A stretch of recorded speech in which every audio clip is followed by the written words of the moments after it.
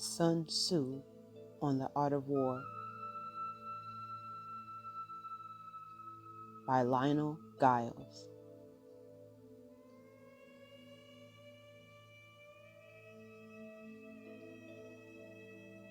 Laying plans. 1. Sun Tzu said, "The art of war is of vital importance to the state." 2. It is a matter of life and death, a road either to safety or to ruin. Hence, it is a subject of inquiry which can on no account be neglected. 3. The art of war, then, is governed by 5 constant factors, to be taken into account in one's deliberations when seeking to determine the conditions obtaining in the field. 4. These are 1. The moral law, 2. Heaven, 3. Earth, 4. Commander, 5. Method and discipline. 5 and 6. The moral law causes the people to be in complete accord with their ruler, so that they will follow him regardless of their lives, undismayed by any danger. 7. Heaven signifies night and day, cold and heat, times and seasons. 8. Earth comprises distances, great and small, danger and security, open ground and narrow passes, the chances of life and death. 9. The commander stands for the virtues of wisdom, sincerely, benevolence, courage, and strictness. 10. By method and discipline are to be understood the marshalling of the army in its proper subdivisions, the graduations of rank among the officers, the maintenance of roads by which supplies may reach the army, and the control of military expenditure. 11. These 5 heads should be familiar to every general. He who knows them will be victorious. He who knows them not will fail. 12. Therefore, in your deliberations, when seeking to determine the military conditions, let them be made the basis of a comparison in this wise. 13. Which of the 2 sovereigns is imbued with the moral law? Which of the 2 generals has most ability? With whom lie the advantages derived from heaven and earth? On which side is discipline most rigorously enforced? Which army is stronger? On which side are officers and men more highly trained? In which army is there the greater constancy, both reward and punishment? 14. By means of these 7 considerations, I can forecast victory or defeat. 15. The general that hearkens to my counsel and acts upon it will conquer. Let such a one be retained in command. The general that hearkens not to my counsel nor acts upon it will suffer defeat. Let such a one be dismissed. 16. While heading the profit of my counsel, avail yourself also of any helpful circumstances over and beyond the ordinary rules. 17. According as circumstances are favorable, one should modify one's plans. 18. All welfare is based upon deception. 19. Hence, when able to attack, we must seem unable. When using our forces, we must seem inactive. When we near, we must make the enemy believe we are far away. When far away, we must make him believe we are near. 20. Hold out baits to entice the enemy. Feign disorder and crush him. 21. If he is secure at all points, be prepared for him. If he is in superior strength, evade him. 22. If your opponent is of choleric temper, seek to irritate him. Pretend to be weak, that he may grow arrogant. 23. If he is taking his ease, give him no rest. If his forces are united, separate them. 24. Attack him where he is unprepared. Appear where you are not expected. 25. These military devices leading to victory must not be divulged beforehand. 26. Now the general who wins a battle makes many calculations in his temple ere the battle is fought. The general who loses a battle makes but few calculations beforehand. Thus do many calculations lead to victory, and few calculations lead to defeat? How much more no calculations at all? It is by attention to this point that I can foresee who is likely to win or lose. Chapter 2. Waging War. 1. Sun Tzu said, in the operations of war, where there are in the field 1,000 swift chariots, as many heavy chariots, and 100,000 mail-clad soldiers, with provisions enough to carry them 1,000 lie, the expenditure at home at the front, including entertainment of guests, small items such as glue and paint, and sums spent on chariots and armor, will reach the total of 1,000 ounces of silver per day. Such is the cost of an army of 1,000 men. 2. When you engage in actual fighting, if victory is long in coming, the men's weapons will grow dull, and their ardor will be damped. If you lay siege to a town, you will exhaust your strength. 3.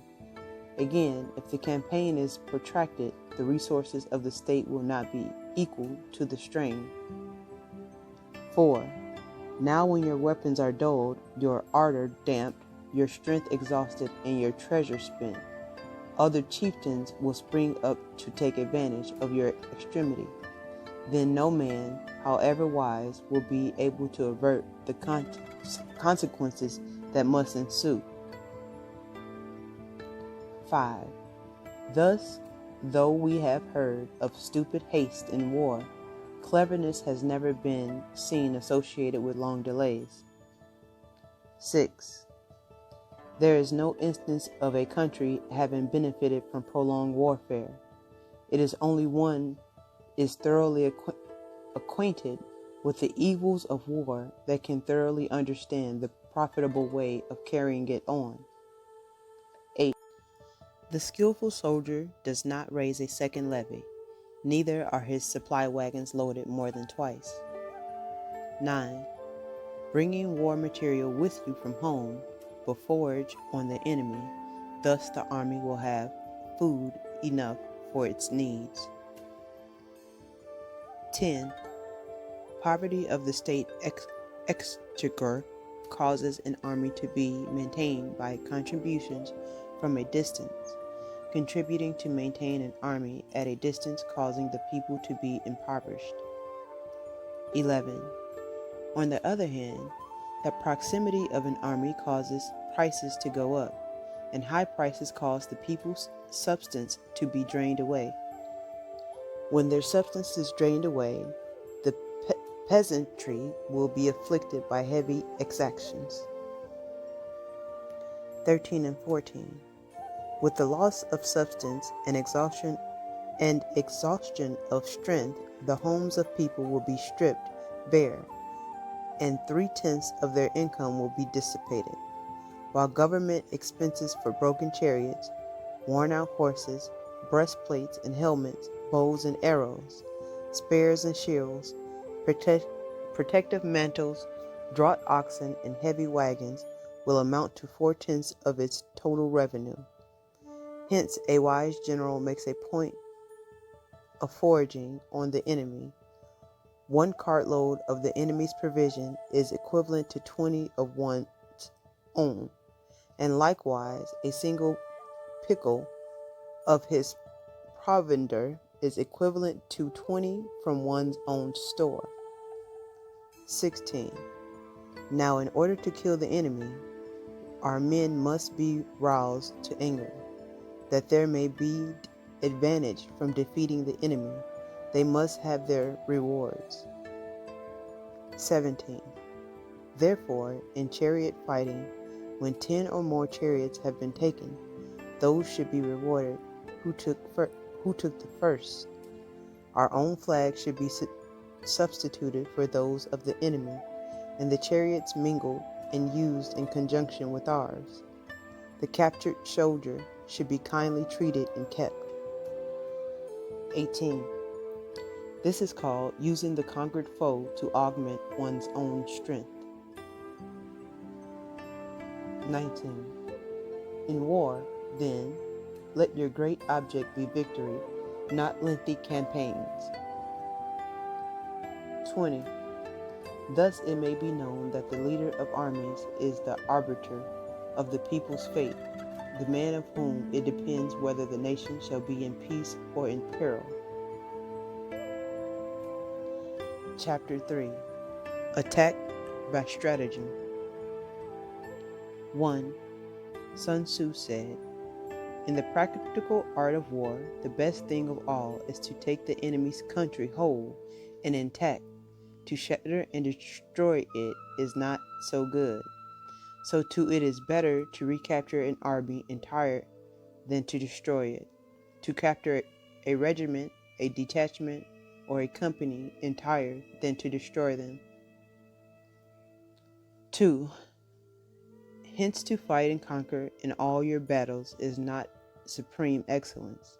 Supreme excellence consists in breaking the enemy's resistance without fighting. 3. Thus the highest form of generalship is to balk the enemy's plan. The next best is to prevent the junction of the enemy's forces. The next in order is to attack the enemy's army in the field, and the worst policy of all is to besiege walled cities. 4. The rule is not to besiege walled cities if it can possibly be avoided. The preparation of mantles, movable shelters, and various implements of war will take up 3 whole months, and the piling up of mounds over against the walls will take 3 months more. 5. The general, unable to control his irritation, will launch his men to the assault like swarming ants, with the result that 1/3 of his men are slain, while the town still remains untaken.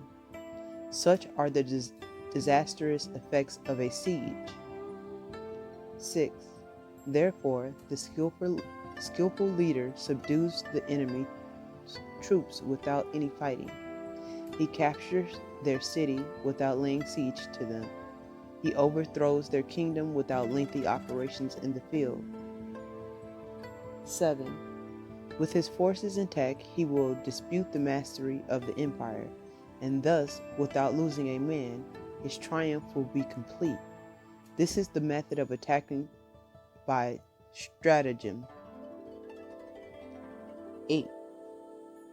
It is the rule in war, if our forces are 10 to the enemy's 1, to surround him; if 5 to 1, to attack him; if twice as numerous, to divide our army into 2. 9. If equally matched, we can offer battle. If slightly inferior in numbers, we can avoid the enemy. If quite unequal in every way, we can flee from him. 10. Hence, though an obstinate fight may be made by a small force, in the end it must be captured by the larger force. 11. Now the general is in bulwark of the state. If the bulwark is complete at all points, the state will be strong. If the bulwark is defective, the state will be weak. 12. There are 3 ways in which a ruler can bring misfortune upon his army. 13. 1. By commanding the army to advance or to retreat, being ignorant of the fact that it cannot obey. This is called hobbling the army. 14. By attempting to govern an army in the same way as he administers a kingdom, being ignorant of the conditions which obtain in an army. This causes restlessness in the soldier's mind. 15. The employing the officers of his army without discrimination through ignorance of the military principle of adaptation to circumstances. This shakes the confidence of the soldiers. 16. But when the army is restless and distrustful, trouble is sure to come from the other feudal princes. This is simply bringing anarchy into the army and flinging victory away. 17. Thus we may know that there are 5 essentials to victory. 1. He will win who knows when to fight and when not to fight. 2. He will win who knows how to handle both superior and inferior forces. 3. He will win whose army is animated by the same spirit throughout all in its ranks. 4. He will win who, prepared himself, waits to take the enemy unprepared. 5. He will win who has military capacity and is not interfered with by the sovereign. 18. Hence the saying, if you know the enemy and know yourself, you need not fear the result of 100 battles. If you know yourself but not the enemy, for every victory gained you will also suffer a defeat. If you know neither the enemy nor yourself, you will succumb in every battle. Chapter 4. Tactical Dispositions. 1. Sun Tzu said, the good fighters of old first put themselves beyond the possibility of defeat, and then waited for an opportunity of defeating the enemy. 2. To secure ourselves against defeat lies in our own hands, but the opportunity of defeating the enemy is provided by the enemy himself. 3. Thus, the good fighter is able to secure himself against defeat, but cannot make certain of defeating the enemy. 4. Hence the saying, one may know how to conquer without being able to do it. 5. Security against defeat implies defensive tactics. Ability to defeat the enemy means taking the offensive. 6. Standing on the defensive indicates insufficient strength, attacking a superabundance of strength. 7. The general who is skilled in defense hides in the most secret recesses of the earth. He who is skilled in attack flashes forth from the topmost heights of heaven. Thus, on one hand, we have the ability to protect ourselves, on the other, a victory that is complete. 8. To see victory only when it is within the ken of the common herd is not the acme of excellence. 9. Neither is it the acme of excellence if you fight and conquer and the whole empire says, well done. 10. To lift an autumn hair is no sign of great strength. To see the sun and moon is no sign of sharp sight. To hear the noise of thunder is no sign of a quick ear. 11. What the ancients called a clever fighter is one who not only wins, but excels in winning with ease. 12. Hence, his victories bring him neither reputation for wisdom nor credit for courage. 13. When he wins his battles by making no mistakes is what establishes the certainty of victory. For it means conquering an enemy that is already defeated. 14. Hence, the skillful fighter puts himself into a position which makes defeat impossible and does not miss the moment of defeating the enemy. 15. Thus it is that in war, the victorious strategist only seeks battle after the victory has been won, whereas he who is destined to defeat first fights and afterwards looks for victory. 16. The consummate leader cultivates the moral law and strictly adheres to method and discipline. Thus it is in his power to control success. 17. In respect of military method, we have firstly measurement, secondly estimation of quantity, thirdly calculation, fourthly balancing of chances, fifthly victory. 18. Measurement owes its existence to earth, estimations of quantity to measurements, calculations to estimations of quantity, balancing of chances to calculations, and victory to balancing of chances. 19. A victorious army opposed to a routed one is a pound's weight placed in the scale against a single grain. 20. The onrush of conquering forces is like the bursting of pent-up waters into a chasm 1,000 fathoms deep. Chapter 5. Energy. 1. Sun Tzu said, "The control of a large force is the same principle as the control of a few men. It is merely a question of dividing up their numbers." 2. Fighting with a large army under your command is no wise different from fighting with a small one. It is merely a question of instituting signs and signals. 3. To ensure that your whole host may withstand the brunt of the enemy's attack and remain unshaken, this is effected by maneuvers direct and indirect. 4. That the impact of your army may be like a grindstone dashed against an egg, this is effected by the science of weak points and strong. 5. In all fighting, the direct method may be used for joining battle, but indirect methods will be needed in order to secure victory. 6. Indirect tactics, efficiently applied and inexhaustibly as heaven and earth, unending as the flow of rivers and streams, like the sun and moon, they end but to begin anew. Like the 4 seasons, they pass away to return once more.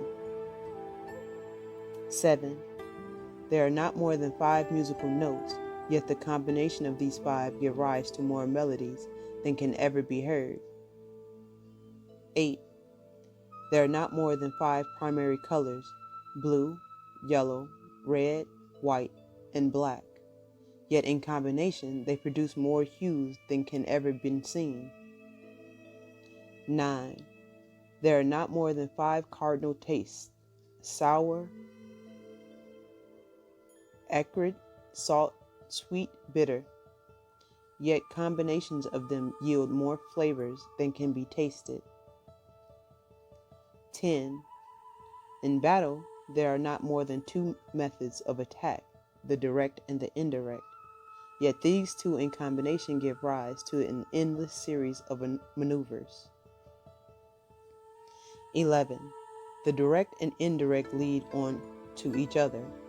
In turn, it is like moving in circle. You never come to an end. Who can exhaust the possibilities of their combinations? The onset of troops is like the rush of a torrent, which will even roll stones along in its course. 13. The quality of decision is like the well-timed swoop of a falcon, which enables it to strike and destroy its victim. 14. Therefore, the good fighter will be terrible in his onset and prompt in his decision. 15. Energy may be likened to the bending of a crossbow, decisions to be releasing of a trigger. 16. Amid the turmoil and tumult of battle, there may be seeming disorder and yet no real disorder at all. Amid confusion and chaos, your array may be without head or tail, yet it will be proof against defeat. 17. Simulated disorder postulates perfect discipline. Simulated fear postulates courage. Simulated weakness postulates strength. 18. Hiding order beneath the cloak of disorder is simply a question of subdivision. Concealing courage under a show of timidity presupposes a fund of latent energy. Masking strength with weakness is to be effected by tactical disposition. 19. Thus, one who is skillful at keeping the enemy on the move maintains deceitful appearances, according to which the enemy will act. He sacrifices something that the enemy may snatch at it. 20. By holding out bait, he keeps him on the march. Then with a body of picked men, he lies in wait for him. 21. The clever combatant looks to the effect of combined energy and does not require too much from individuals. Hence, his ability to pick out the right men and utilize combined energy. 22. When he utilizes combined energy, his fighting men become as it were like unto rolling logs or stones, for it is the nature of a log or stone to remain motionless or level ground, and to move when on a slope, if four-cornered, to come to a standstill, but if round-shaped, to go rolling down. 23. Thus the energy developed by good fighting men is as the momentum of a round stone rolled down a mountain thousands of feet in height.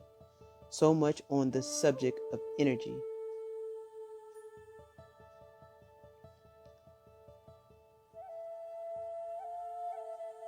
Chapter 6. Weak points and strong. 1. Sun Tzu said, "Whoever is first in the field and awaits the coming of the enemy will be fresh for the fight. Whoever is second in the field and has to hasten to battle will arrive exhausted." 2. Therefore, the clever combatant imposes his will on the enemy, but does not allow the enemy's will to be imposed on him. 3. By holding out advantages to him, he can cause the enemy to approach of his own accord, or by inflicting damage, he can make it impossible for the enemy to draw near. 4. If the enemy is taking his ease, he can harass him. If well supplied with food, he can starve him out. If quietly encamped, he can force him to move. 5. Appear at points which the enemy must hasten to defend. March swiftly to places where you are not expected. 6. An army may march great distances without distress if it marches through country where the enemy is not. 7. You can be sure of succeeding in your attacks if you only attack places which are undefended. You can ensure the safety of your defense if you only hold positions that cannot be attacked. 8. Hence that general is skillful in attack whose opponent does not know what to defend, and he is skillful in defense whose opponent does not know what to attack. 9. O divine art of subtlety and secrecy, through you we learn to be invisible, through you inaudible, and hence we can hold the enemy's fate in our hand. 10. You may advance and absolutely irresistible, and you make for the enemy's weak points. You may retire and be safe from pursuit. if your movements are more rapid than those of the enemy. 11. If we wish to fight, the enemy can be forced to an engagement even though he be sheltered behind a high rampart and deep ditch. All we need to do is attack some other place that he will be obliged to relieve. 12. If we do not wish to fight, we can prevent the enemy from engaging us even though the lines of our encampment be merely traced out of the ground. All we need to do is throw something odd and unaccountable his way. 13.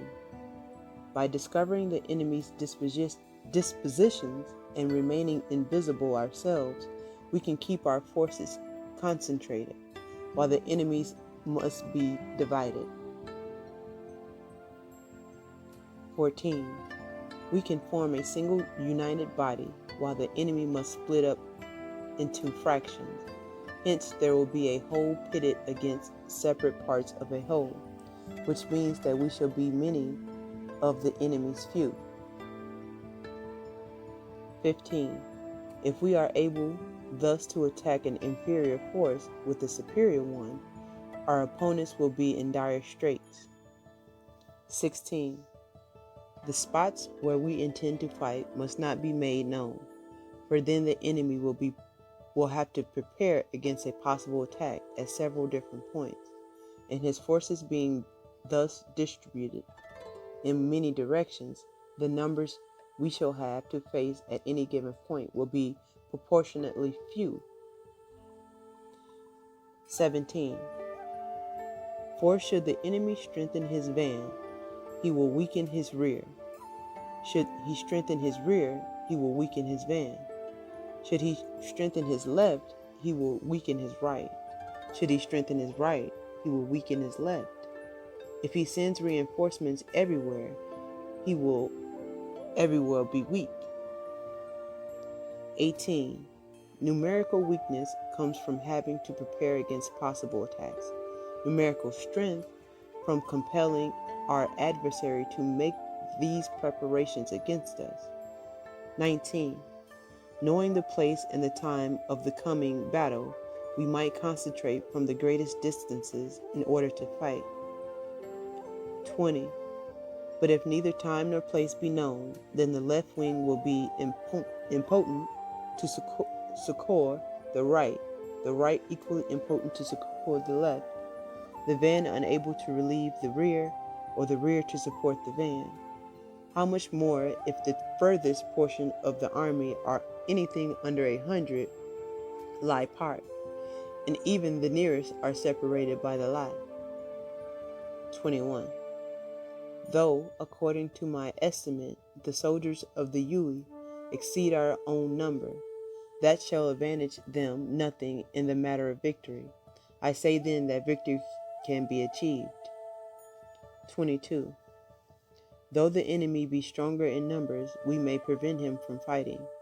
Scheme so as to discover his plans and the likelihood of their success. 23. Rouse him and learn the principle of his activity or inactivity. Force him to reveal himself so as to find out his vulnerable spots. 24. Carefully compare the opposing army with your own, so that you may know where strength is superabundant and where it is deficient. 25. In making tactical dispositions, the highest pitch you can attain is to conceal them. Conceal your disposition, and you will be safe from the prying of the sublets, spies, from the machinations of the wisest brains. 26. How victory may be produced for them out of the enemy's own tactics.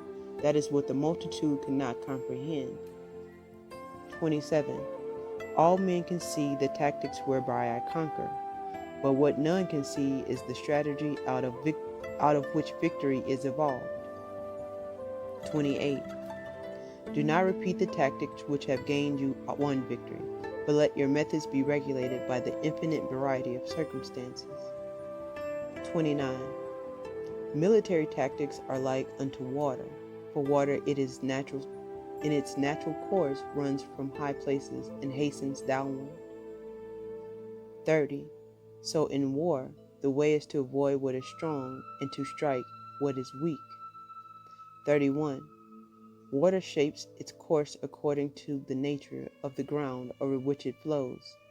The soldier works out his victory in relation to his foe, whom he is facing. 32. Therefore, just as water retains no constant shape, so in warfare there are no constant conditions. 33. He who can modify his tactics in relation to his opponent and thereby succeed in winning may be called a heaven-born captain. 34. The 5 elements, water, fire, wood, metal, earth, are not always equally predominant. The 4 seasons make way for each other in turn. There are short days and long.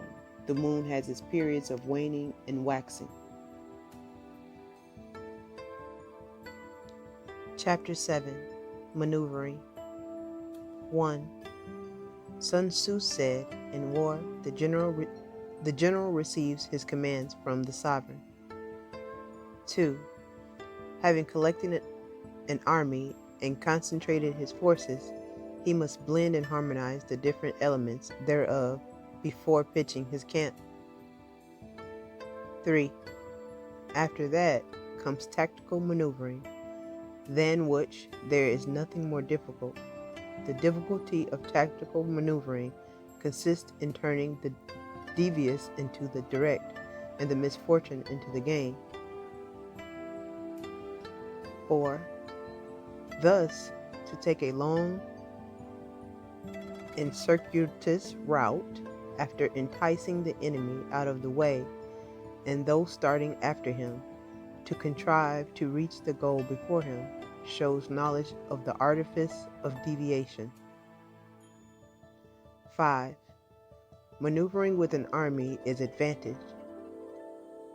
With an undisciplined multitude, most dangerous. 6.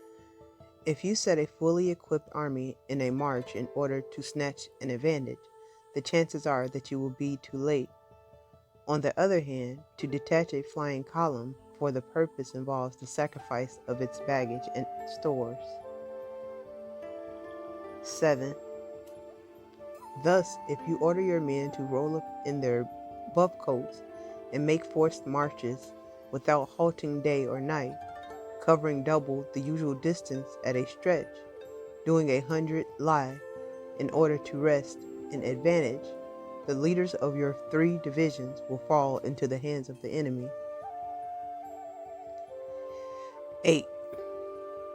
The stronger men will be in front, the jaded ones will fall behind, and on this plan only 1/10 of your army will reach its destination. 9. If you march 50 li in order to outmaneuver the enemy, you will lose the leader of your division, and only half your force will reach its goal. 10. If you march 30 li with the same object, 2/3 of your army will arrive. 11. We may take it then, and an army without its baggage train is lost. Without provisions, it is lost. Without bases of supply, it is lost. 12. We cannot enter into alliances until we are acquainted with the designs of our neighbors. 13. We are not fit to lead an army on the march unless we are familiar with the face of the country, its mountains and forests, its pitfalls and its precipices, its marshes and swamps. 14. We shall be able to turn natural advantage to account unless we make use of local guides. 15. In war, practice dissimulation, and you will succeed. 16. Whether to concentrate or to divide your troops must be decided by circumstances. 17. Let your rapidity be that of the wind, and your compactness that of the forest. 18. In raiding and plundering be like fire, and immovability like a mountain. 19. Let your plans be dark and impenetrable as night, and when you move, fall like a thunderbolt. 20. When you plunder a countryside, let the spoil be divided amongst your men. When you capture new territory, cut it up into allotments for the benefit of the solidarity. 21. Ponder and deliberate before you make a move. 22. He will conquer who has learnt the artifice of deviation. Such is the art of maneuvering. 23. The Book of Army Management says, on the field of battle, the spoken word does not carry far enough, hence the institution of gongs and drums. Nor can ordinary objects be seen clearly enough, hence the institution of banners and flags. 24. Gongs and drums, banners and flags are means whereby the ears and eyes of the host may be focused on one particular point. 25. The host thus forming a single united body, is it impossible either for the brave to advance alone or for the cowardly to retreat alone? This is the art of handling large masses of men. 26. In night fighting, then, make much use of signal fires and drums, and in fighting by day, of flags and banners, as means of influencing the ears and eyes of your army. 27. A whole army may be robbed of its spirit, and commander-in-chief may be robbed of his presence of mind. 28. Now a soldier's spirit is keenest in the morning. By noonday it has begun to flag, and in the evening his mind is bent only on returning to camp. 29. A clever general, therefore, avoids an army when its spirit is keen, but attacks it when it is sluggish and inclined to return. This is the art of studying moods. 30. Discipline and calm, to await the appearance of disorder and hubbub against the enemy. This is the art of retaining self-possession. 31. To be near the goal while the enemy is still far from it, to wait at ease while the enemy is toiling and struggling, to be well fed while the enemy is famished. This is the art of husbanding one's strength. 32. To refrain from intercepting an enemy whose banners are in perfect order, to refrain from attacking an army drawn up in calm and confident array. This is the art of studying circumstances. 33. It is a military axiom not to advance uphill against the enemy, nor to oppose him when he comes downhill. 34. Do not pursue an enemy who simulates flight. Do not attack soldiers whose temper is keen. 35. Do not swallow bait offered by the enemy. Do not interfere with an army that is returning home. 36. When you surround an army, leave an outlet free. Do not press a desperate foe too hard. 37. Such is the art of warfare. Chapter 8. Variations in Tactics. 1. Sun Tzu said, in war, the general receives his commands from the sovereign, collects his army, and concentrates his forces. 2. When in difficult country, do not encamp. In country where high roads intersect, join hands with your allies. Do not linger in dangerously isolated positions. In hemmed-in situations, you must resort to Stratagem. In desperate position, you must fight. 3. There are roads which must not be followed, armies which must be not attacked, towns which must be besieged, positions which must not be contested, commands of the sovereign which must not be obeyed. 4. The general who thoroughly understands the advantages that accompany variations of tactics knows how to handle his troops. 5. The general who does not understand these may be well acquainted with the configuration of the country, yet he will not be able to turn his knowledge to practical account. 6. So the student of war who is unversed in the art of war, of varying his plans, even though he be acquainted with the 5 advantages, will fail to make the best use of his men. 7. Hence in the wise leader's plans, considerations of advantage and of disadvantage will be blended together. 8. And our expectations of advantage be tempered in this way, we may succeed in accomplishing the essential part of our schemes. 9. If, on the other hand, in the midst of difficulties, we are always ready to seize an advantage, we may extricate ourselves from misfortune. 10. Reduce the hostile chiefs by inflicting damage on them, and make trouble for them, and keep them constantly engaged. Hold out specious allurements, and make them rush to any given point. 11. The art of war teaches us to rely not on the likelihood of the enemy's not coming, but on our own readiness to receive him, not on the chance of his not attacking, but rather on the fact that we have made our position unassailable. 12. There are 5 dangerous faults which may affect a general. 1. Recklessness, which leads to destruction. 2. Cowardice, which leads to capture. 3.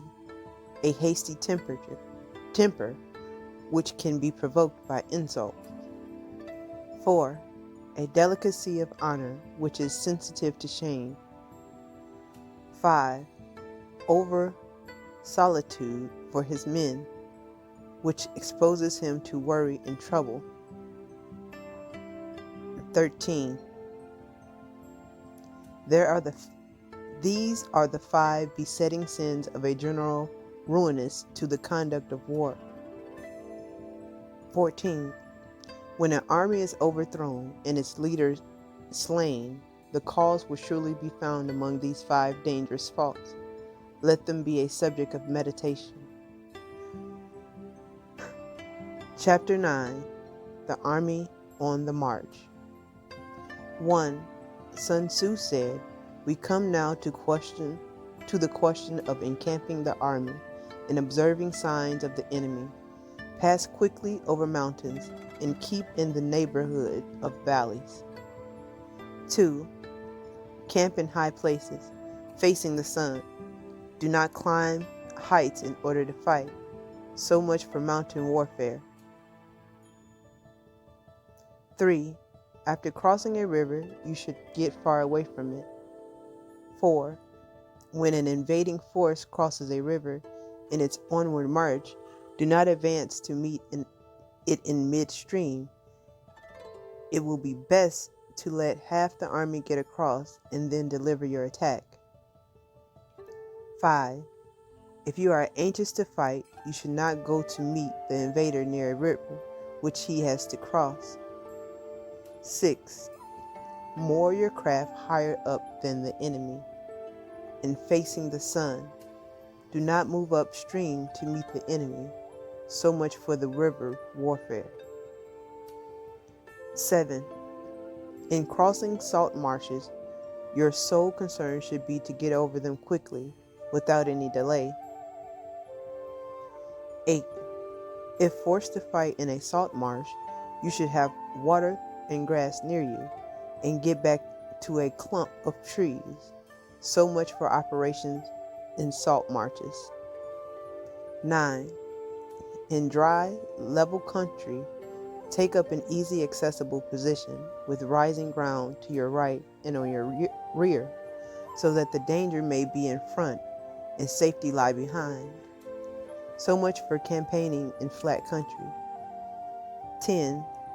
These are the 4 useful branches of military knowledge which enabled the Yellow Emperor to vanquish 4 several sovereigns.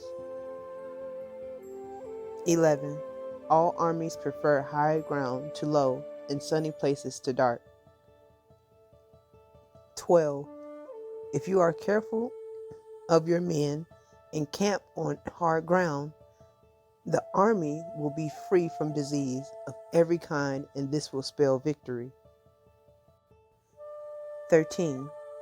When you come to a hill or a bank, occupy the sunny side, with the slope of your right rear.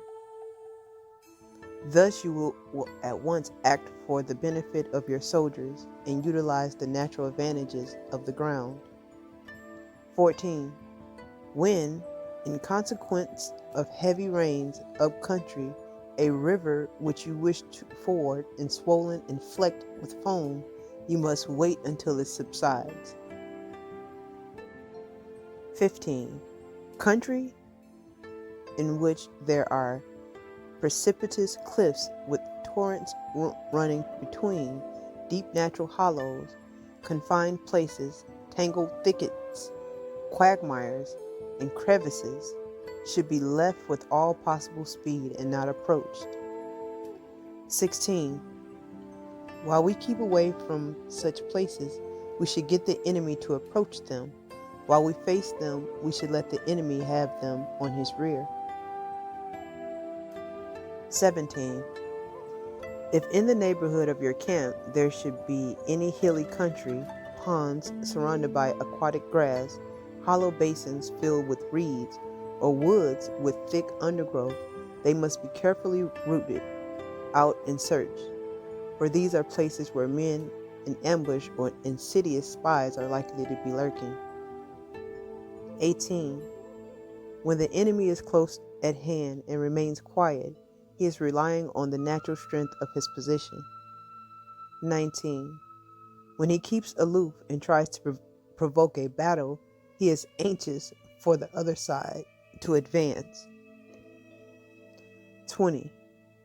If his place of encampment is easy of access, he is tendering a bait. 21. Movement amongst the trees of a forest shows that the enemy is advancing. The appearance of a number of screens in the midst of thick grass means that the enemy wants to make us suspicious. 22. The rising of birds in their flight is the sign of an ambuscade. Startled beasts indicate that a sudden attack is coming. 23. When there is dust rising in a high column, it is the sign of chariots advancing. When the dust is low, but spread over a wide area, it betokens the approach of infantry. When it branches out in different directions, it shows the parties have been sent to collect firewood. A few clouds of dust moving to and fro signify that the army is encamping. 24. Humble words and increased preparation are signs that the enemy is about to advance. Violent language and driving forward as if to the attack are signs that we will retreat. 25. When the light chariots come out first and take up a position on the wings, it is a sign that the enemy is forming for battle. 26. Peace proposals unaccompanied by a sworn covenant indicate a plot. 27. When there is much running about and the soldiers fall into rank, it means that the critical moment has come. 28. When some are seen advancing and some retreating. It is a lure. 29. When the soldiers stand leaning on their spears, they are faint from want of food. 30. If those who are sent to draw water begin by drinking themselves, the army is suffering from thirst. 31. If the enemy sees an advantage to be gained and makes no effort to secure it, the soldiers are exhausted. 32. If birds gather on any spot, it is unoccupied. Clamor by night betokens nervousness. 33. If there is disturbance in the camp, the general's authority is weak. If the banners and flags are shifted about, sedition is afoot. If the officers are angry, it means that the men are weary. 34. When an army feeds its horses with grain and kills its cattle for food, and when the men do not hang their cooking pots over the campfires, showing that they will not return to their tents, you may know that they are determined to fight to the death. 35. The sight of men whispering together in small knots of speaking in subdued tones points to disaffection amongst the rank and file. 36. Too frequent rewards signify that the enemy is at the end of his resources. Too many punishments betray conditions of dire distress. 37. To begin by bluster, but afterwards to take fright at the enemy's numbers shows a supreme lack of intelligence. 38. When envoys are sent with compliments in their mouths, it is a sign that the enemy wishes for a truce. 39. If the enemy's troops march up angrily and remain facing ours for a long time without either joining battle or taking themselves off again, the situation is one that demands great vigilance and circumspection. 40. If our troops are no more in number than the enemy, that is amply sufficient. It only means that no direct attack can be made. What we can do is simply to concentrate on all our available strength, keep a close watch on the enemy, and obtain reinforcements. 41. He who exercises no forethought but makes light of his opponents is sure to be captured by them. 42. If soldiers are punished before they have grown attached to you, they will not prove submissive, and unless submissive, then will be practically useless. If when the soldiers have become attached to you, punishments are not enforced, they will still be useless. 43. Therefore, soldiers must be treated in the first instance with humanity, but kept under control by means of iron discipline. This is a certain road to victory. 44. If in training soldiers' commands are habitually enforced, the army will be well disciplined. If not, its discipline will be bad. 45. If a general shows confidence in his men, but always insists on his orders being obeyed, the gain will be mutual. Chapter 10. Terrain. 1. Sun Tzu said, "We may distinguish 6 kinds of terrain, to wit: 1. Accessible ground. 2. Entangling ground. 3. Temporizing ground. 4. Narrow passes. 5. Precipitous heights. 6. Positions at a great distance from the enemy. 2. Ground which can be freely traversed by both sides is called accessible. 3. With regard to ground of this nature, Be before the enemy in occupying the raised and sunny spots, and carefully guard your line of supplies. Then you will be able to fight with advantage. 4. Ground which can be abandoned, but is hard to reoccupy is called entangling. 5. From a position of this sort, if the enemy is unprepared, you may sally forth and defeat him. But if the enemy is prepared for your coming, and you fail to defeat him, then, return being impossible, disaster will ensue. 6. When the position is such that neither side will gain by making the first move, it is called temporizing ground. 7. In a position of this sort, even though the enemy should offer us an attractive bait, it would be advisable not to stir forth, but rather to retreat, thus enticing the enemy in his turn. Then, when part of his army has come out, we may deliver our attack with advantage. 8. With regard to narrow passes, if you can occupy them first, let them be strongly garrisoned and await the advent of the enemy. 9. Should the army forestall you in occupying a pass, do not go after him if the pass is fully garrisoned, but only if it is weakly garrisoned. 10. With regard to the precipitous heights, if you are beforehand with your adversary, you should occupy the raised and sunny spots, and there await for him to come up. 11. If the enemy has occupied them before you, do not follow him, but retreat and try to entice him away. 12. If you are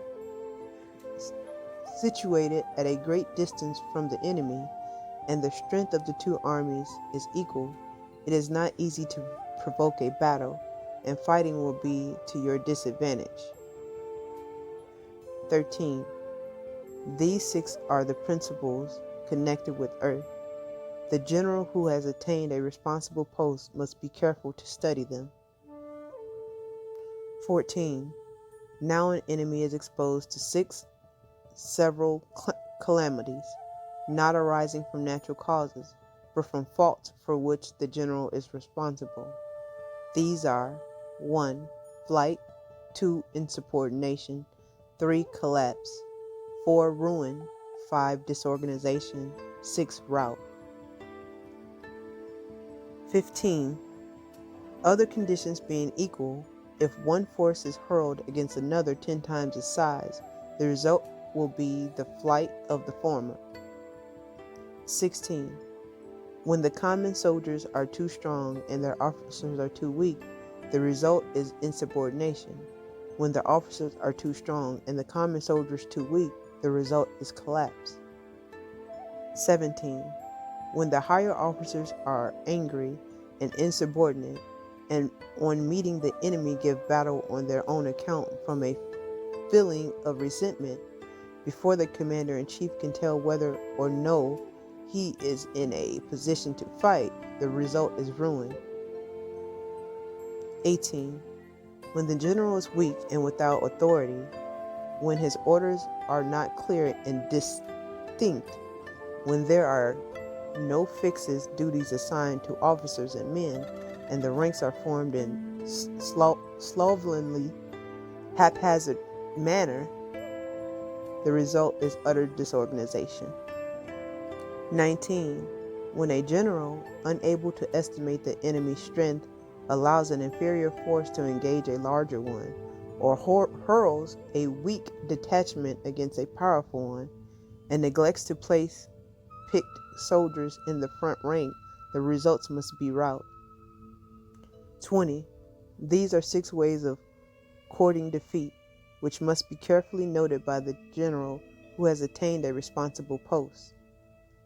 21. The natural formation of the country is the soldier's best ally, but a power of estimating the adversary, of controlling the forces of victory, and of shrewdly in calculating difficulties, dangers, and distances constitutes the best of a great general. 22. He who knows these things are in fighting puts his knowledge into practice will win his battles. He who knows them not, nor practices them, will surely be defeated. 23. If fighting is sure to result in victory, then you must fight, even though the ruler forbid it.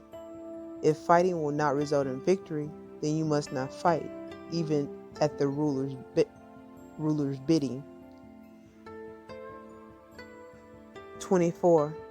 The general who advances without coveting fame and retreats without fearing disgrace, whose only thoughts is to protect his country and do good service for his sovereign, is the jewel of the kingdom. 25. Regard your soldiers as your children, and they will follow you into the deepest valleys. Look upon them as your own beloved sons, and they will stand by you even unto death. 26. If, however, you are indulgent, but unable to make your authority felt, kind-hearted, but unable to enforce your commands, and incapable, moreover, of quelling disorder, then your soldiers must be likened to spoiled children. They are useless for any practical purpose. 27. If we know that our own men are in a condition to attack, but are unaware that the enemy is not open to attack, we have gone only half towards victory. 28. If we know that the enemy is open to attack, but are unaware that our own men are not in a condition to attack, we have gone only halfway towards victory. 29. If we know that the enemy is open to attack, and also know that our men are in condition to attack, but are unaware that the nature of the ground makes fighting impracticable, we have still gone only halfway towards victory. 30. Hence the experienced soldier, once in motion, is never bewildered. Once he has broken camp, he is never at a loss. 31.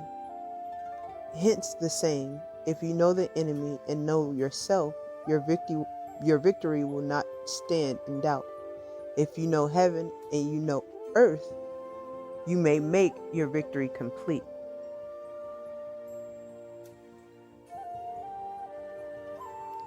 Chapter 11. The 9 Situations.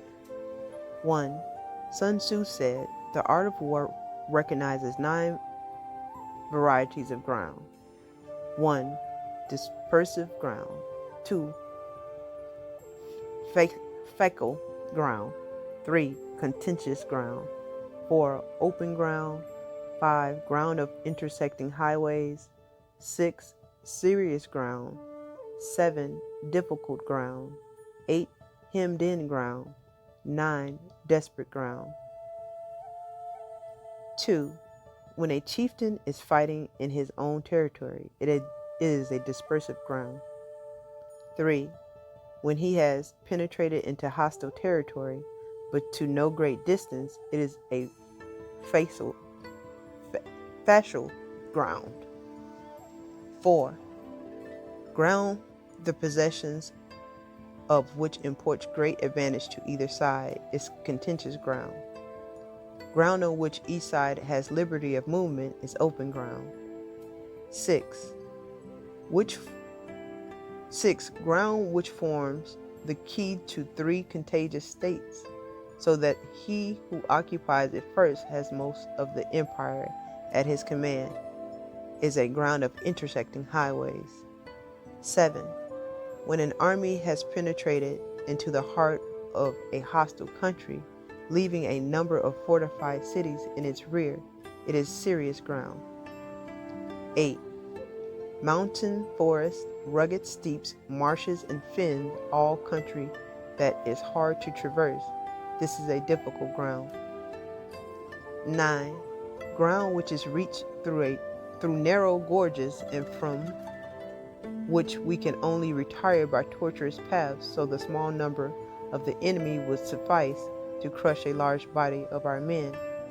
This is hemmed-in ground. 10. Ground on which we can only be saved from destruction by fighting without delay is desperate ground. 11. Our dispersive ground, therefore fight not. Our facile ground, halt not. On contentious ground, attack not. 12. On open ground, do not try to block the enemy's way. On the ground of intersecting highways, join hands with your allies. 13. On serious ground, gather and plunder. In difficult ground, keep steadily on the march. 14. On hemmed-in ground, resort to stratagem. On desperate ground, fight. 15. Those who were called skillful leaders of old knew how to drive a wedge between the enemy's front and a rear, to prevent cooperation between his large and small divisions, to hinder the good troops from rescuing the bad, the officers from rallying their men. 16. When the enemy's men were united, they managed to keep them in disorder. 17. When it was to their advantage, they made a forward move. When otherwise, they stopped still. 18. If asked how to cope with a great host of the enemy in orderly array and on the point of marching to the attack, I should say, begin by seizing something with which your opponent holds dear. Then he will be amenable to your will. 19. Rapidity is the essence of war. Take advantage of the enemy's unreadiness. Make your way by unexpected routes and attack unguarded spots. 20. The following are the principles to be observed by an invading force. The further you penetrate into a country, the greater will be the solidarity of your troops, and thus the defenders will not prevail against you. 21. Make forays in fertile country in order to supply your army with food. 22. Carefully study the well-being of your men, and do not overtax them. Concentrate your energy and hoard your strength. Keep your army continually on the move and devise unfathomable plans. 23. Throw your soldiers into position once there is no escape, and they will prefer death to flight. If they will face death, there is nothing they may not achieve.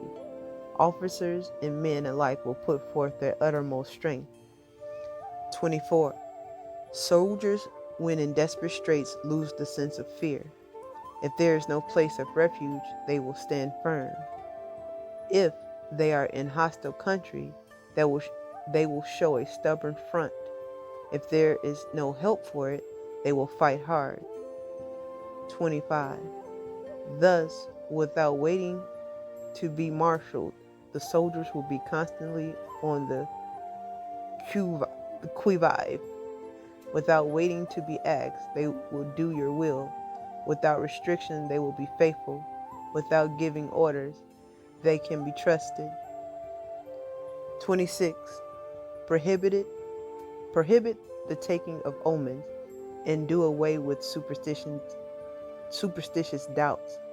Then, until death itself comes, no calamity need be feared. 27. If our soldiers are not overburdened with money, it is not because they have a distaste for riches.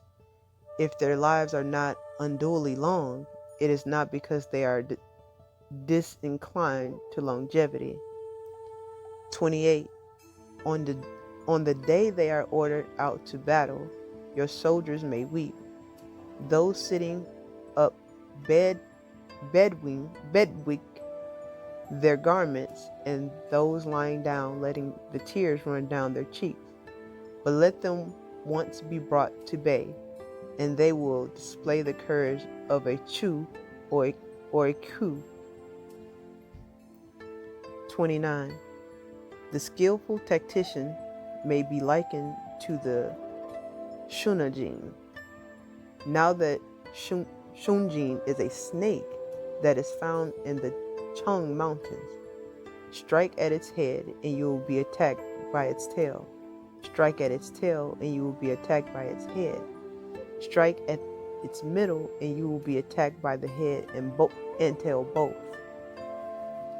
30.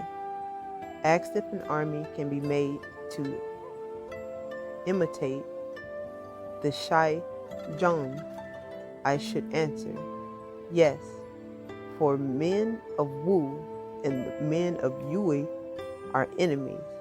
Yet if they are crossing a river in the same boat and are caught by a storm, they will come to each other's assistance, just as the left hand helps the right.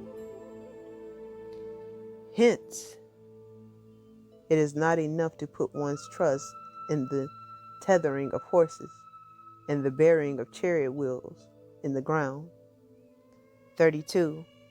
The principle on which to manage an army is to set up one standard of courage, which all must reach. 33. How to make the best of both strong and weak. That is a question involving the proper use of ground. 34. Thus, the skillful general conducts his army just as though he were leading a single man, willy-nilly, by the hand. 35. It is the business of a general to be quiet and thus ensure secrecy, upright and just, and thus maintain order. 36. He must be able to mystify his officers and men by false reports and appearances, and thus keep them in a total ignorance. 37. By altering his arrangements and changing his plans, he keeps the enemy without definite knowledge.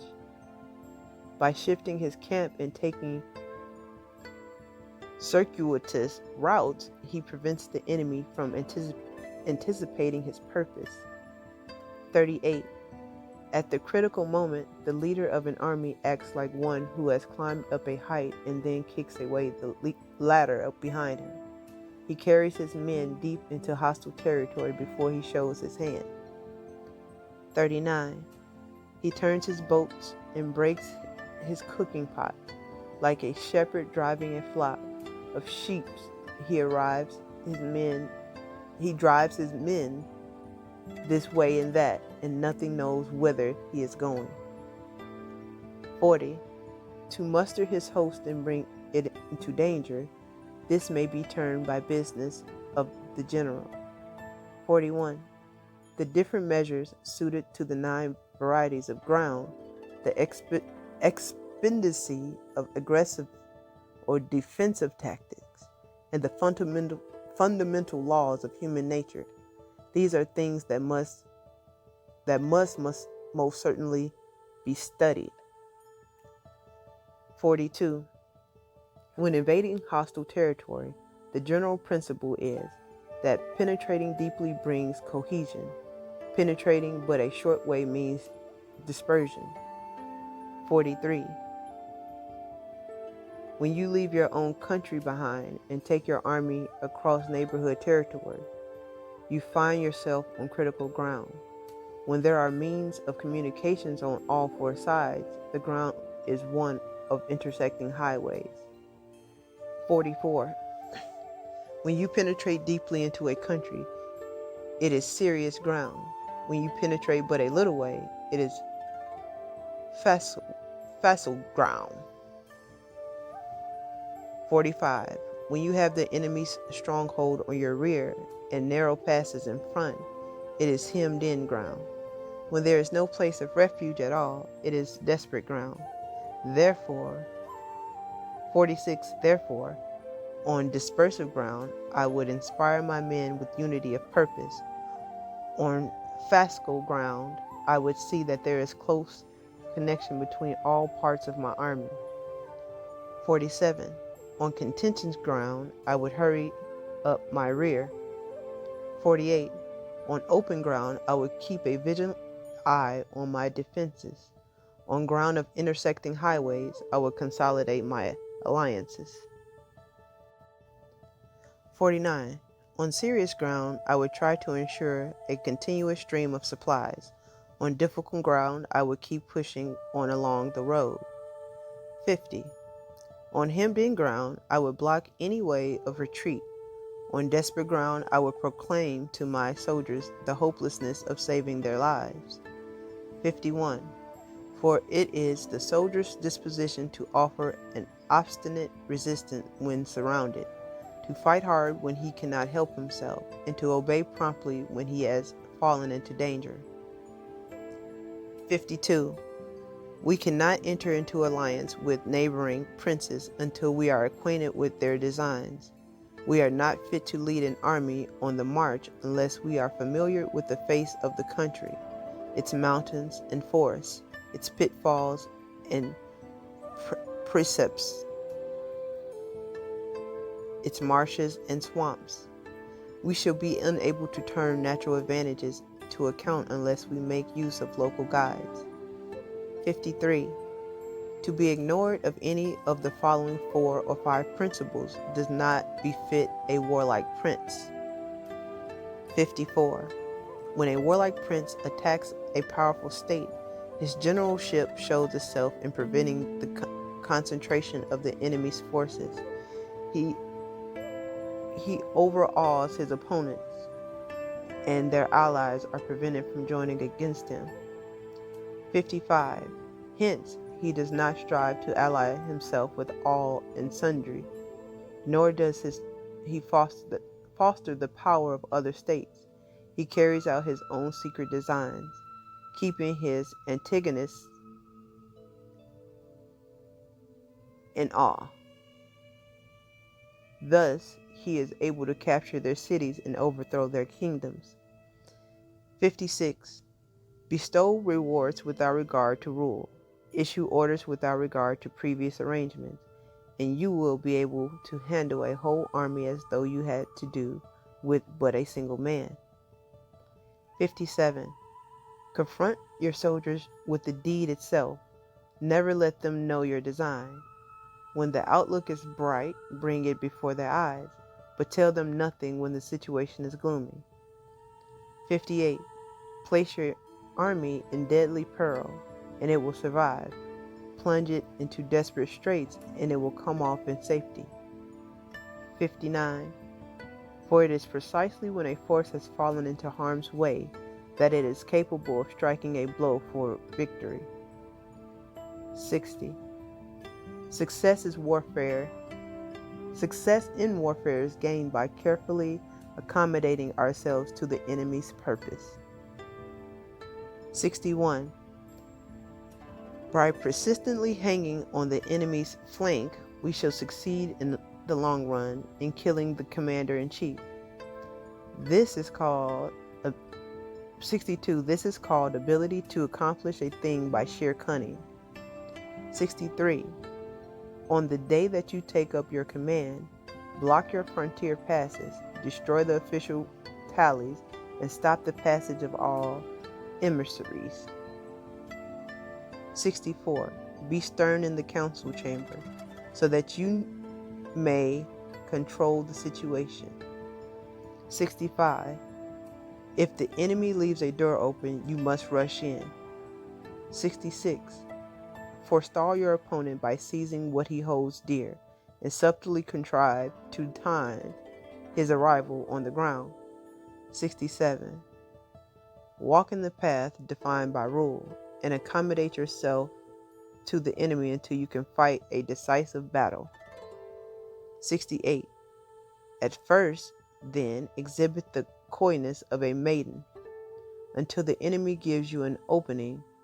Afterwards, emulate the rapidity of a running hare, and it will be too late for the enemy to oppose you. Chapter 12. The Attack by Fire. 1. Sun Tzu said, there are 5 ways of attacking with fire. The first is to burn soldiers in their camp. The second is to burn stores. The third is to burn baggage and trains. The fourth is to burn arsenals and magazines. The fifth is to hurl dropping fire amongst the enemy. 2. In order to carry out an attack, we must have means available. The material for raising fire should always be kept in readiness. 3. There is a proper season for making attacks with fire, and special days for starting a conflagration. 4. The proper season is when the weather is very dry. The special days are those when the moon is in the constellation of the Civive, the wall, the wing, or the crossbar, for these 4 are all days of rising wind. In attacking with fire, one should be prepared to meet 5 possible developments. 6. When fire breaks out inside the enemy's camp, respond at once with an attack from without. 7. If there is an outbreak of fire, but the enemy soldiers remain quiet, bide your time and do not attack. 8. When the force of the flames has reached its height, follow it up with an attack. If that is practicable, if not, stay where you are. 9. If it is possible to make an assault with fire from without, do not wait for it to break out within, but deliver your attack at a favorable moment. 10. When you start a fire, be to windward of it. Do not attack from the leeward. 11. A wind that rises in the daytime lasts long, but a night breeze soon falls. 12. In every army, the 5 developments connected with fire must be known, the movements of the stars calculated, and a watch kept for the proper days. 13. Hence, those who use fire as an aid to the attack show intelligence. Those who use water as an aid to the attack gain an ascension of strength. 14. By means of water, an enemy may be intercepted, but not robbed of all of his belongings. 15. Unhappy is the fate of one who tries to win his battle and succeed in his attacks without cultivating the spirit of enterprise, for the result is a waste of time and general stagnation. 16. Hence the saying, the enlightened ruler lays his plans well ahead. The good general cultivates his resources. 17. Move not unless you see an advantage. Use not your troops unless there is something to be gained. Fight not unless the position is critical. 18. No ruler should put troops into the field merely to gratify his own spleen. No general should fight a battle simply out of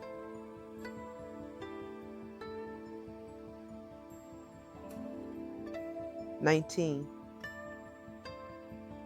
If it is to your advantage, make a forward move. If not, stay where you are. 20. Anger may in time change to gladness. Vexation may be succeeded by content. 21. But a kingdom that has once been destroyed can never come again into being, nor can the dead ever be brought back to life. 22. Hence, the enlightened ruler is heedful and the good general full of caution.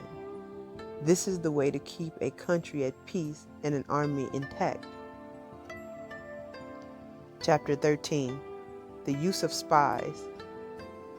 1. Sun Tzu said, raising a host of 100,000 men and marching them great distances entails heavy loss on the people and drain on the resources of the state. The daily expenditure will amount to 1,000 ounces of silver.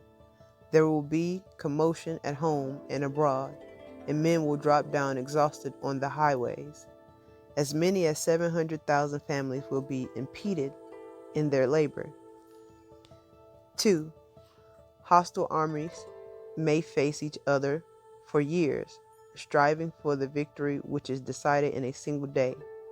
This being so, to remain in ignorance of the enemy's condition simply because one grudges the outlay of 100 ounces of silver in honors and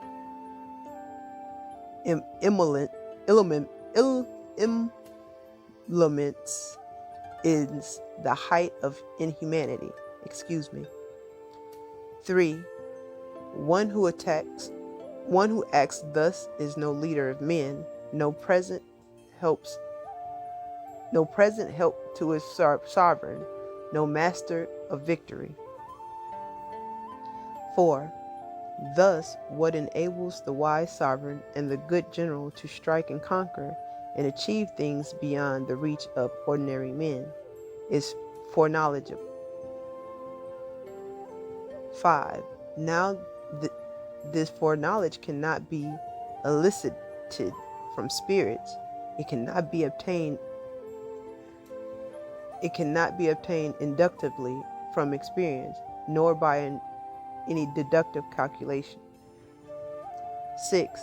Knowledge of the enemy's disposition can only be obtained from other men. 7. Hence the use of spies, of whom there are 5 classes. 1. Local spies. 2. Inward spies. 3. Converted spies. 4. Doomed spies. 5. Surviving spies. 8. When these 5 kinds of spy are all at work, none can discover the secret system. This is called divine manipulation of the threads. It is the sovereign most precious faculty. 9. Having local spies means employing the services of the inhabitants of a district. 10. Having inward spies, making use of officials of the enemy. 11.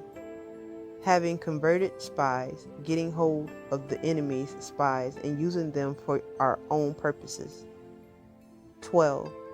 Having doomed spies, doing certain things openly for purposes of deception and allowing our spies to know of them and report them to the enemy. 13. Surviving spies, finally, are those who bring back news from the enemy's camp. 14. Hence, it is that which none in the whole army are more intimate relations to be maintained than with spies. None should be more liberally rewarded. In no other business should greater secrecy be preserved. 15. Spies cannot be usefully employed without a certain intuitive sagacity. 16. They cannot be properly managed without benevolence and straightforwardness. 17. Without subtle ingenuity of mind, one cannot make certain of the truth of their reports. 18. Be subtle, and use your spies for every kind of business. 19. If a secret piece of news is divulged by a spy before the time is ripe, he must be put to death together with the man to whom the secret was told. 20.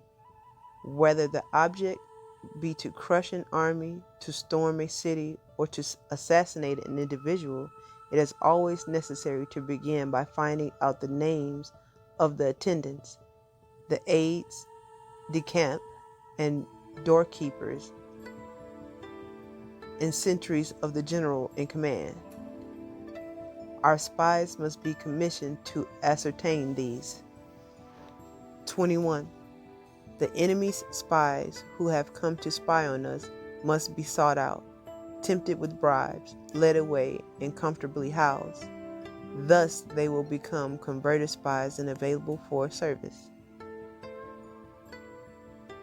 22. It is through the information brought by the converted spy that we are able to acquire and employ local and inward spies. 23. It is owing to his information, again, that we can cause the doomed spy to carry false tidings to the enemy. 24. Lastly, it is by his information that the surviving spy can be used on appointed occasions. 25. The end and aim of spying in all its 5 varieties is knowledge of the enemy, and this knowledge can only be derived, in the first instance, from the converted spy. Hence, it is essential that the converted spy be treated with the utmost liberality. 26. Of old, the rise of the Yin dynasty was due to Ai Chi, who had served under the Hessa. Likewise, the rise of the Chou dynasty was due to the Luya, who had served under the Yin. 27. Hence, it is only the enlightened ruler and the wise general who will use the highest intelligence of the army for its purposes of spying, and thereby they achieve great results. Spies are a most important element in water, because on them depends an army's ability to move.